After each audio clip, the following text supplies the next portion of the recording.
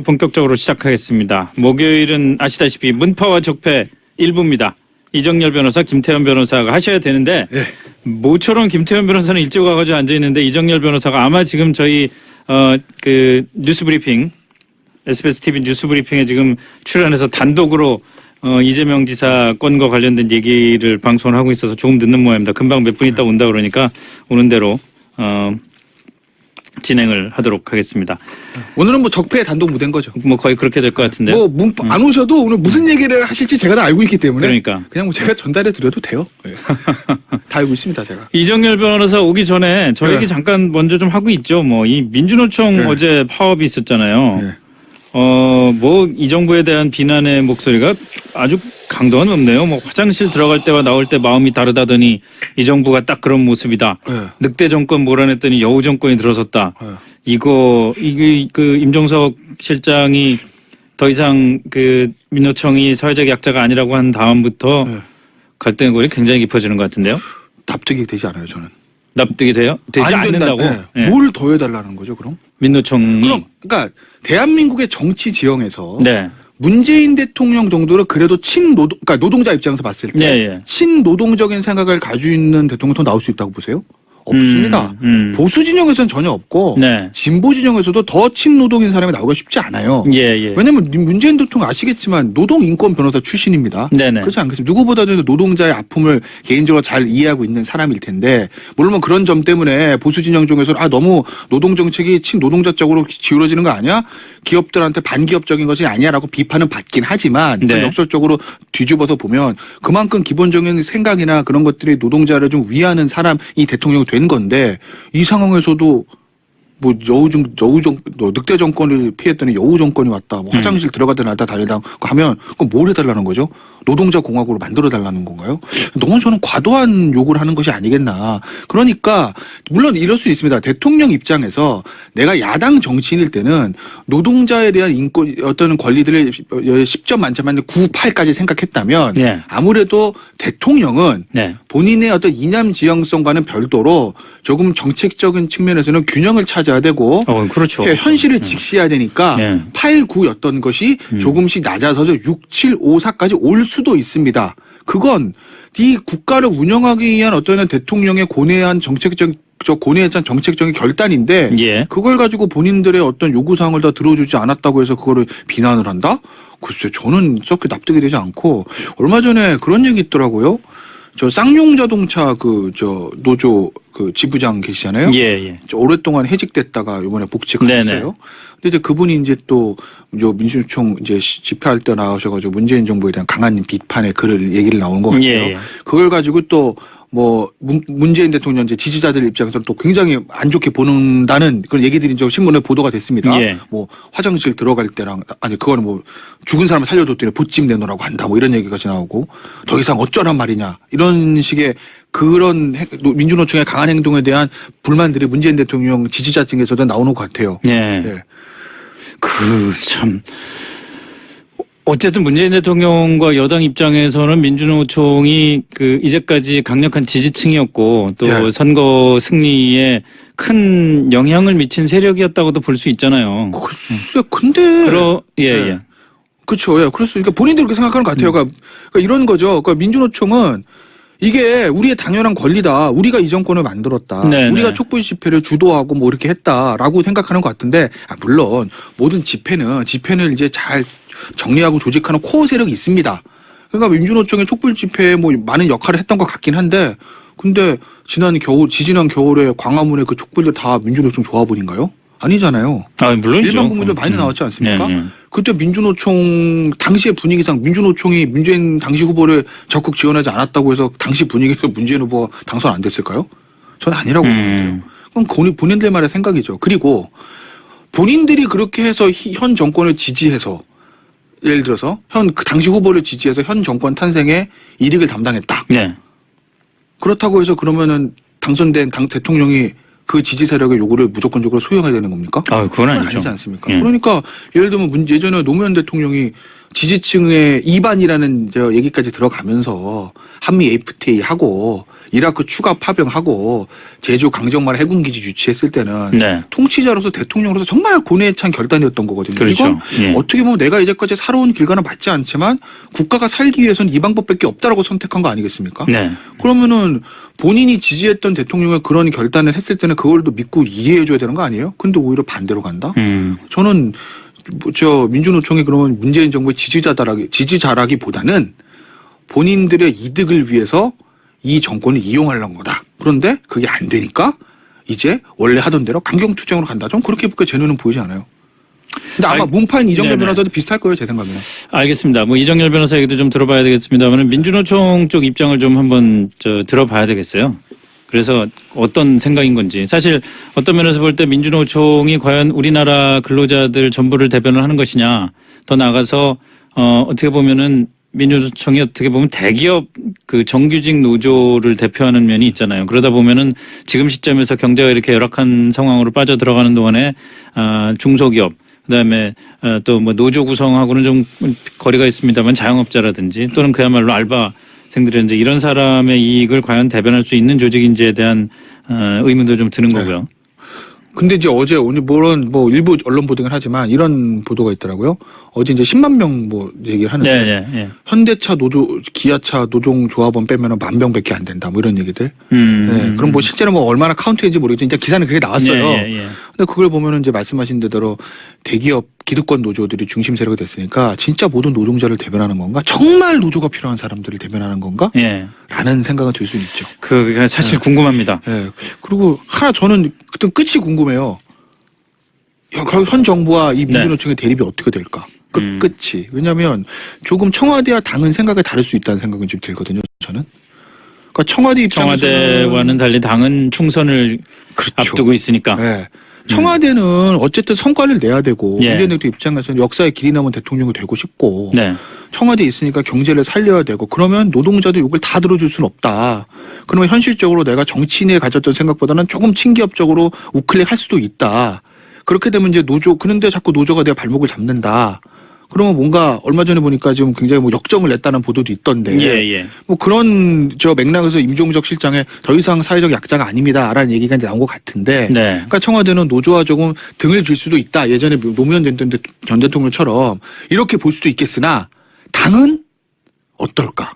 조금 더 눈치를 볼 수밖에 네. 없는 상황이겠죠. 총선인데 그러니까. 만약에 경제가 좋아지면 모를까? 예. 경제가 안 풀리면 예. 자유한국당 그걸 가지고 집요하게 총선 때 물고 늘어질 텐데 그런데 핵심 지지기만 민주노총까지 돈을 돌린다? 그거 나 뺐지 어떡하지? 이 생각하게 되면 과연 당청이 민주노총에 대한 어떤 입장을 동일하게 가져갈 것인지 끝은 어떻게 될까요? 저는 네, 이제 그게 네. 궁금한 거예요.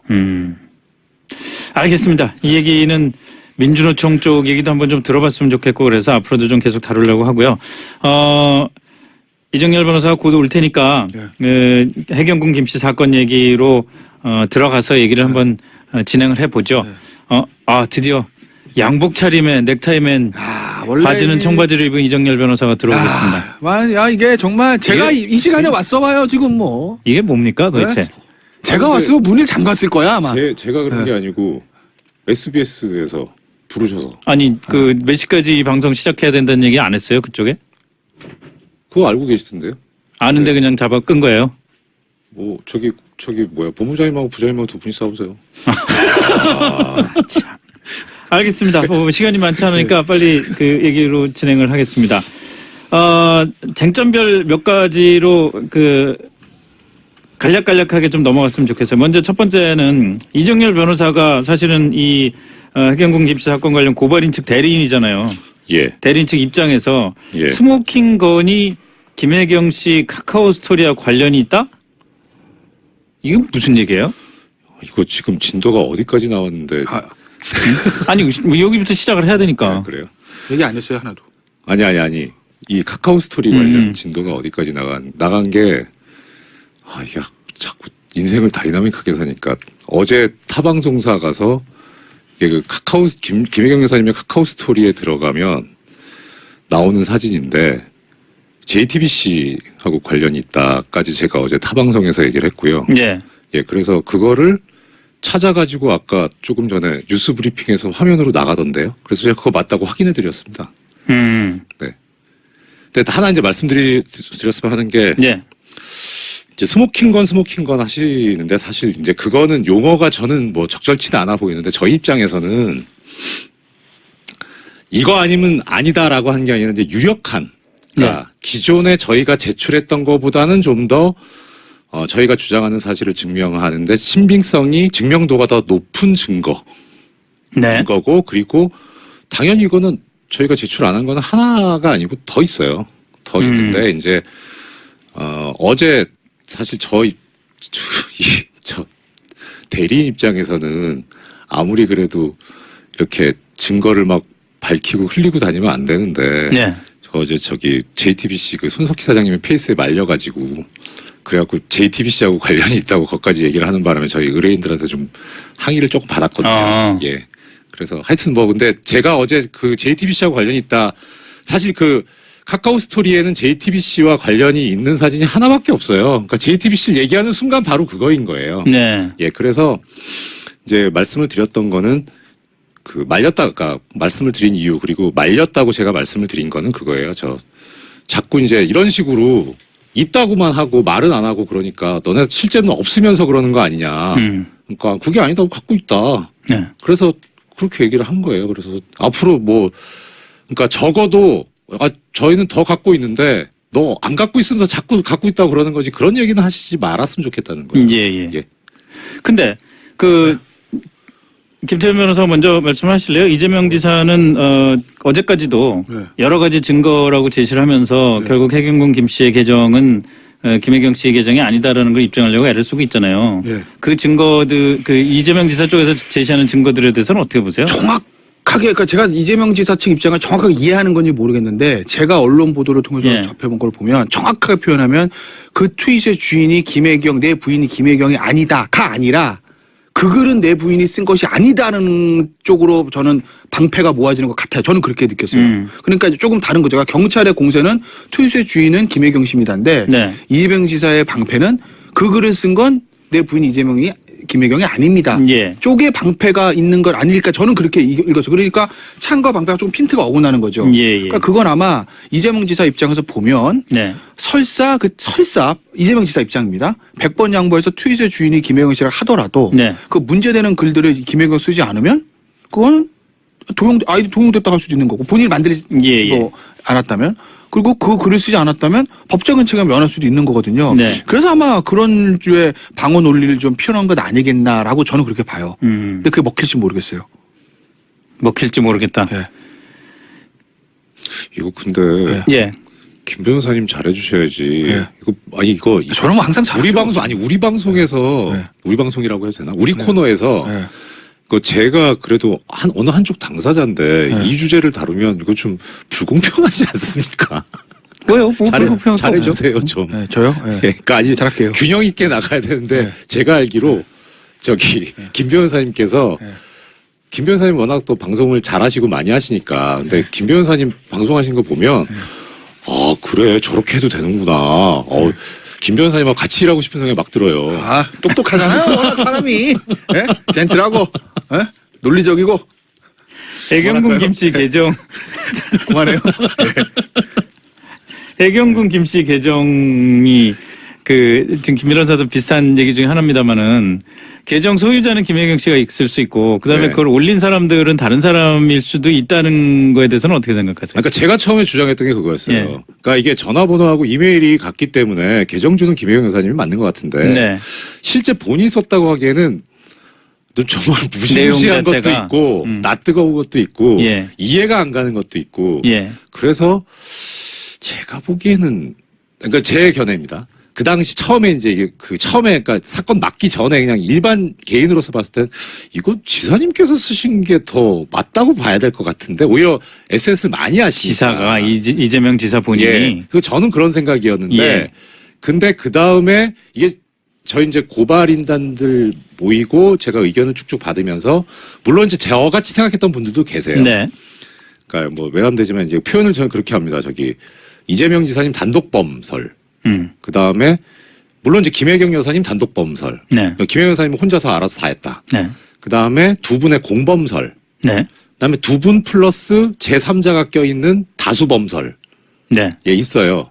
근데 하여튼 뭐 어떻든 김혜경 여사님이나 이재명 여사님, 이제 이재명 지사님은 둘 중에 한 군데는 관여가 두 분 중에 한 분은 관여가 돼 있는 거죠. 네네. 그리고 그다음 최소한 김혜경 여사님이 지금 뭐가 문제냐면요. 그래도 우리 코너인데 하나 하자면 네. 그 김태현 변호사님께서 정말 집요하게 생각하고 정확하게 보고 계신 그거 있잖아요. 저 아이폰. 네, 휴대전화를 바꿉니다. 바꾸는데 그때 뭐라 그랬냐면 갑자기 무슨 욕설이나 무슨 어떻게 기기를 쓸 수 없을 정도로 많은 문자가 왔다고 그게 이유였어요. 그 문자가 뭘까? 예. 근데 그 당시에 그러니까 그 김혜경 여사님의 트위터 계정을 발견해낸 우리 그 문파님들께서 트위터 내에서 엠바고를 걸었어요. 자, 이거 맞는 것 같다. 맞는 것 같은데 여기다 대고 문자 보내서 욕설을 하거나 뭐 하면 분명히 저기 문재인 대통령님 지지한다 하는 사람들이 이런 식으로 뭐 저급한 용어를 쓰고 협박을 할 거다. 그러니까 절대 그러지 말자라고 트위터 내에서 자체 엠바고를 걸었어요. 예. 그래갖고 그게 저희는 유지됐다고 생각을 해요. 예. 근데 그럼 그 문자는 뭐냐면 계정을 찾을 때 찾아나가는 과정에서 전화번호가 연동이 돼 있으니까 그걸 눌러본 거예요. 비밀번호 찾기에서 어떤 방식으로 찾으시겠어요? 하면은 인증번호가 가야 되거든요. 우리 이제 비밀번호 잃어버리면 그렇죠. 예. 그러면은 거기 그렇게 빈 동그라미가 있고 거기에 그 점을 클릭해가지고 네. 어디로 보내달라 해서 전화번호로 보내요. 예. 예. 해갖고 그거를 그쪽으로 보내달라고 누르잖아요. 그럼 갔을 거 아니에요. 네. 그런 문자가 무지하게 많이 갔을 거예요. 많은 사람이 해봤거든요. 정말 그런가? 이메일도요. 그 지메일 연동돼 있는 그 메일 계정으로 메일 무지하게 갔을 겁니다. 그러니까 욕설 협박 문자 때문에 폰을 바꿨다가 아니라 아마 인증 문자 때문에 갔을 거예요. 그러니 저는 그래서 문자는 사실 예. 이거는 수사기관에서 내용은 못 보더라도 예. 비정상적으로 왕창 왔을 겁니다. 많이 왔을 예, 거 예. 아닙니까? 그건 들여다봤을 거거든요. 근데 이제 그거를 방어를 이제 욕설 문자 이게 많아가지고 네. 그렇게 바꿨다고 하셨는데 일단 또 그 해명에 저는 좀 신기했던 게 뭐냐면 야, 이게 문자가 얼마나 오면 기기를 사용할 수 없을 정도로가 될까? 몇 통이나 오게 될까? 그런 예, 그래서 해명이 약간 좀 이해는 안 가더라고요. 하여튼 그런 일화가 있긴 있었습니다. 어떻게 보세요? 아이폰이요? 예. 아까 이정일 변호사 말씀을 제가 집요하게 물고 늘어지는 건지 모르지만 아이폰. 예, 예. 전 물고 늘어진다고 한 건 집요하가 제기한 아이폰. 저는 그 이해가 안 가는 거예요. 그러니까 이재명 지사 해명이 맞을 수도 있어요. 왜냐면 다 맞을 수도 있고 우리가 나중에 그 선거 끝난 다음에 중고폰으로 해서 다 그냥 처리했고. 예, 그럴 수도 있고. 예. 그거 말고 다른 해명들이 예. 맞을 수 있는데 저는 아이폰에 대한 해명은 상식적으로 이해가 가지 않아요. 일반인이라면 그럴 수 있을 것 같아요. 근데 변호사 출신 정치인이라면 왜 예. 그러냐? 일단 기본적으로 변호사기 때문에 뭘 해야 자기가 무죄를 받는지 알아요. 네. 그리고 두 번째는 정치인들은 법적 책임보다 더 무서운 게 정치적 책임이거든요. 그렇죠. 그러니까 법적으로 이게 클리어된다 하더라도 이재명 지사의 정치적 책임과 비난은 남을 수도 있어요. 네. 그걸 깨끗하게 클리어하게 만드는 건 뭐죠? 아이폰입니다. 본인 부인의 아이폰. 말씀 이상한데 예, 이건 갤럭시예요. 예. 그렇지, 삼성 출신이 아이폰에서 어떻게? 정확하게 하시네. 이거는 갤럭시입니다. 예, 어쨌든 예. 아이폰 2016년 7월에 한번 바꿨다는 거잖아요. 안드로이드 아이폰으로. 근데 트위터에서 문제되는 글들은 다 2010년 7월 이후에 올라갑니다. 가장 되는 글들은 법적으로나 정치적으로나. 그러면 김혜경 씨가 그 트위터와 전혀 상관이 없고 글을 올린 게 하나도 없다면 그 아이폰에 흔적이 남아있을 리가 없잖아요. 예. 그렇지 않습니까? 네. 그럼 그걸 다 알 거라고요. 그러면은 김성준 앵커가 이재명 지사는 어떻게 하겠어요? 가져와. 이거 이따 낸다 우리가. 봐. 가져가서 없다면 이거 깨끗하게 디지털 포렌식해서 복원해 보면 네. 나올 건데 아무것도 흔적 없고 그러면 예. 완전히 깨끗해집니다. 그러면 이정렬 변호사는 이제 당분간 방송 못 해요. 그러면 그죠? 예, 만약 그렇게 되면 당분간이 아니라 예, 오랫동안 못 할 거예요. 이런 식인가? 예를 들면. 예. 근데 그럼 그거 보면 본인의 무죄를 주장할 수 있는 가장 중요한 증거 자료거든요. 이건 끝까지 가지고 있어야 되는 거죠. 마치 우리 고위 관료들이 나중에 인사청문회 대비해서 자기의 뭐 월급 명세서도 모아두고 군대 병역 기록도 모아두고 뭐 이런다고 하지 않습니까? 네. 자기 관리하는 사람들이 선거 나가는 정치인들도 공격 들고 대비해서 자기의 방어 자료를 만들어 놓잖아요. 그와 마찬가지로 가장 중요한 거기 때문에 이걸 보관을 했어야 되는데 없어요. 그럼 없는 이유가 저는 이게 납득이 안 되는데 이재명 지사 뭐라고 얘기하냐면 저기 이겁니다. 자, 이제 19일 기자 일문일답. 예. 질문. 아내 김혜경 씨 휴대전화를 수사기관에 제출해 결백을 입증한 상황이 없나? 그랬더니 뭐라고 그러냐면 4월에 벌어진 사건에 지금까지 요청한 일도 없다. 기소 의견을 송치한 결정한 다음에 3일 전에 저한테 변호사 연락이 왔다. 의사가 있느냐? 그랬다는 거예요. 그런데 4월 5일 이게 이제 선거 전이에요. 지방선거 전. 그 이후에 그 일이 있거나 통화가 워낙 많이 와서 정지를 시켰다. 그리고 새 전화를 만들었다. 여기까지는 좋아요. 예. 만약 그때 요청을 줬으면 저희가 드렸을 때 우리는 아무 관계가 없고 웃을 수밖에 없는 일이기 때문에 그 후 선거에 중고 전화기들을 모아서 선거 운동용으로 쓰다가 현재는 그것이 없다라는 거거든요. 그 중요한 전화기를 정말 저 초보자도 아니고 정치인 출신 변호사 출신 정치인이 그걸 저 어딘지 모른다? 저는 그게 상식적으로 납득이 안 된다는 거고 또 하나는 말씀 죄송한데 저희는 그래서 네. 그 지사님이 그 말씀이 너무너무 감사한 게 어제 감독님 특종 하나 흘려달라고 말씀하셔가지고 그래서 드린 말씀이에요. 네. 그 저희는 뭘 생각하고 있냐면 그걸 선거운동에 썼으면 선거 비용이잖아요. 네. 선관위 신고했을 거 아니에요. 네. 있겠죠. 그 자료를 받아가지고 청와대에 썼냐? 그 비용이 안 올라가 있으면 그 휴대전화 번호에 해당되는 번호로 비용이 그 요금이 그 선관위에 신고가 돼 있으면 그러면은 뭐 그거는 그럴 수도 있다고 하겠는데 안 그러면은 이건 선거법 위반의 문제가 생길 수 있거든요. 또. 그럴 수도 있겠네요. 예. 근데 애초에 그 김태 변호사 얘기 중에서 그 이재명 지사처럼 정치인이 진짜 핸드폰 내놔봐라 안 썼으면은 우리 이거 제출하면 된다. 그럼요. 그런데 제출하지 않았다는 거에 의심을 제기를 하고 있는데 그거에 더해서 반대편 논리로 볼 때 이재명 지사의 설명이 맞다면은 경찰은 왜 애초부터 이건 스모킹건이 아니라 핸드폰이 그 모든 사건 수사의 핵심인데 왜 처음부터 뭐 압수수색을 하든지 갖고 오라고 그러든지 그걸 안 했을까요? 그래서 저희가 그 경찰관을 직무유기로 고발한 겁니다. 고발할 때 고발 이유에다 그걸 썼습니다. 왜 핸드폰 압수수색 안 했냐. 그러면 그 시점에서는 경찰이 뭐 실수였던 의도적이었던 이재명 지사 쪽에 불리한 수사를 안 했다는 걸로 보는 저희는 건가요? 모르겠어요. 그건 모르겠는데 예. 일단 이게 저희가 고발장에 첨부해서 냈던 사진에 뭐가 있냐면 김혜경 여사님의 카카오 스토리 사진을 내면서 그 사진 상단에 트위터 로고가 찍혀 있다. 네. 그래서 이분이 휴대전화에 트위터 어플리케이션도 깔았고 휴대전화를 사용해서 트위터를 이용했다라는 그런 취지로 얘기를 했었거든요. 네. 그러면 당연히 휴대전화를 압수해가지고 여기에 트위터 어플리케이션이 깔려 있는지 그리고 거기에 뭐 어느 정도 이게 지금 접속이 돼가지고 올라가는지 예.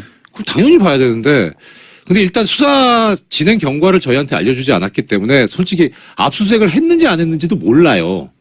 지금도 모르고 있어요. 아니 그건 안 한 거 아닌가요? 아니 그러니까요. 예. 그러니까 지금 얘기가 이제 이렇게 흘러나서 예, 전혀 뭐 알 수가 없었으니까 근데 보도에 의하면 압수수색을 했다는 소리는 안 나오니까 그러니까 안 하지 이재명 지사 않았겠냐. 측에서도 압수수색 안 했다는 거 그러니까 그건 아니에요? 나중에 나온 얘기죠. 저희가 고발을 할 때만 해도 전혀 고발할 몰랐거든요. 시점에. 예. 이건 사실은 예.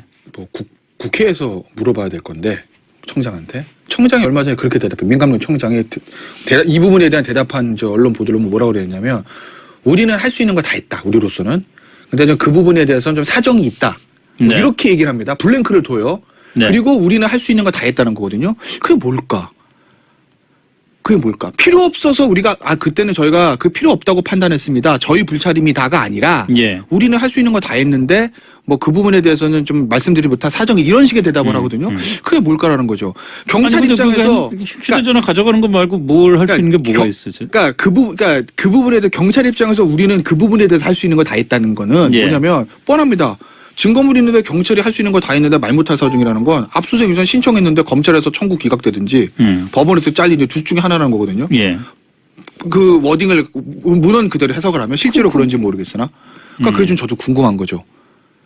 민간노총장 분명 그렇게 얘기해서 우리는 할 수 있는 거 다 했다고 그 부분에 대해서. 근데 왜 우리가 압수 못했는지는 그건 말 못할 사정이 있다 이런 식의 대답. 그러니까 뭐냐는 그게 거죠.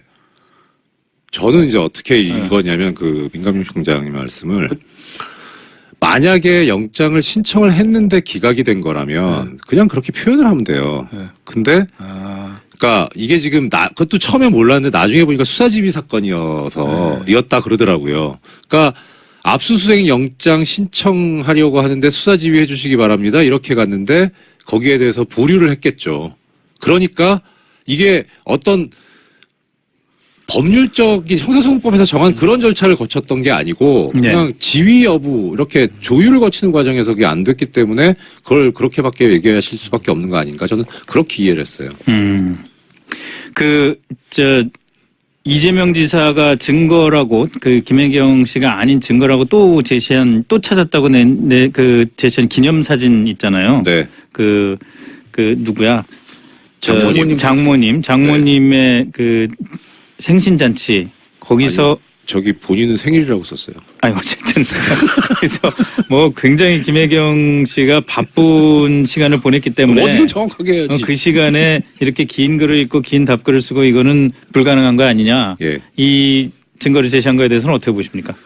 일단 뭐 장문이냐 아니냐 이거는 가치 판단의 문제니까. 네. 근데 일단 그 사진요. 네. 저 여기서 오늘 또 처음 말씀드리는데 물론 우리 몸판님들 다 알고 계시지만 그 사진 원본 사진 아닙니다. 그거 삭제한 겁니다. 그 밑에요. 이 파티 사진요? 파티 사진 밑에 나온 거기에 보면 예. 그 해경군 김씨 계정이 썼던 올렸던 사진에요. 김무성 전 대표 사진 나오거든요. 김무성 전 대표요? 예. 그러니까 그게 뭐냐면 뭐를 썼냐면 그거하고 연동해가지고 쓰면서 그러니까 그 밑에 그 아카이브에 저장돼 있는 건데 네. 그 밑에 뭐가 나와 있냐면 김무성 전 대표가 이제 뭐 무슨 뭐 이승만 전 대통령 얘기하시면서 뭐 건국에 어쩌고 뭐 이렇게 얘기를 해요. 예. 이거 폰에 있는데 사진. 근데 그 밑에 문재인 대통령님 사진이 나옵니다. 그러면서 거기에 그 내용이 뭐냐면 그 시간 때문에 그게 지금 화제가 되고 있는데 내용이 뭐냐면 문재인 대통령 비방하는 내용입니다. 그래서 문재인 대통령님의 그걸 빼요. 저기 사진을 빼고서 올려놓은 겁니다. 그래가지고 그것도 저희 쪽 보고 왜 증거 조작하고 뭐 이런다고 그렇게 얘기하면서 자기들이 조작해서 내요. 일단 그게 있고, 근데 중요한 건 이 사건에서 논점은 그거잖아요. 저기 시간이 어떻게 되는 거냐. 네. 예. 근데 그 시간 보면요. 또 이게 보이는 라디오이긴 한데 보여드릴 수가 없네. 그러니까 결론만 먼저 말씀드리면 거기에 올라와 있는 시간은 미국 시간입니다. 그거는 한국 시간이 아니에요. 복잡해진다. 알겠습니다. 트위터 하시잖아요. 그러면요 이렇게 하죠. 오늘 일부가 조금 이정열 변호사 좀 늦고 그래서 좀 산만하게 진행이 됐는데 내일 2부에서 좀 더 정교하고 구체적인 얘기를 더 진행을 한번 해보기로 하겠습니다. 그래도 좋겠죠? 저는 괜찮은데 불공평한 것 같은데. 아닙니다. 뭐 보시죠. 자꾸 내일 물어보세요. 민주노총에 대한 입장. 네. 저랑 제 이야기랑 똑같은 얘기 알겠습니다. 이정열 변호사, 김태현 변호사였습니다. 수고했습니다. 예, 고맙습니다. 감사합니다.